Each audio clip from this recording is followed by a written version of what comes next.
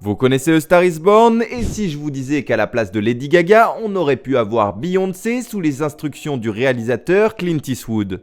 Eh bien oui, ça aurait pu être le cas, mais malheureusement, on n'aura pas le droit à cette fameuse collaboration et à la place, on aura celle de Lady Gaga et de Bradley Cooper qui sera aussi réalisateur. Et en vrai, ce film est un chef-d'œuvre avec ces deux acteurs. Hey, What? I just want to take another look at you. Alors bien sûr, on est sur un remake d'une version qui date de 1937 et réadaptée 3 fois au cinéma. Mais le remake de 2018 est vraiment très bon et personnellement ça fait partie de mes coups de cœur du genre. Et pourtant avant de faire ce remake, Bradley Cooper avait refusé de tourner ce film. C'est simple, il se sentait beaucoup trop jeune à l'époque. Faut dire que quand on lui propose le film, on est en 2011 et il n'a que 36 ans. Et à cette époque, pour Bradley Cooper, on est à l'apogée de sa carrière avec de nombreux gros films à succès tournés comme la saga Very Bad Trip, Happiness Therapy ou encore American Bluff. Alan, what did you do? Wasn't it obvious? I spiked him with muscle relaxers. And plus my ADHD medication. What? You drugged us again?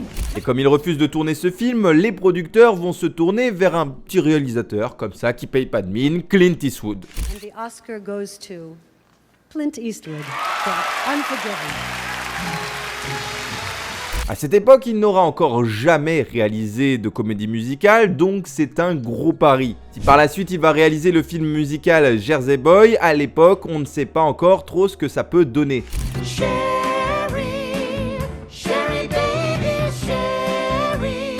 Alors pour être sûr que le film soit un carton, il faut aussi faire venir une grosse star et ça va être Beyoncé. Et pour ceux qui ne suivent pas trop la carrière de Beyoncé ou bien ceux qui ne s'en souviennent pas, en 2011 la star américaine c'est des titres comme Love on Top ou encore le célèbre Run the World Girls. Donc clairement, il n'y avait pas plus grande star qu'elle. Mais en 2011, lors d'un show de folie au MTV Video Music Award, la jeune femme va annoncer une nouvelle qui va changer son destin et celui de Clint Eastwood. En effet, alors qu'elle chante justement le titre Love on Top de son nouvel album, la jeune femme finit sa prestation en déboutonnant son blouson, révélant son ventre.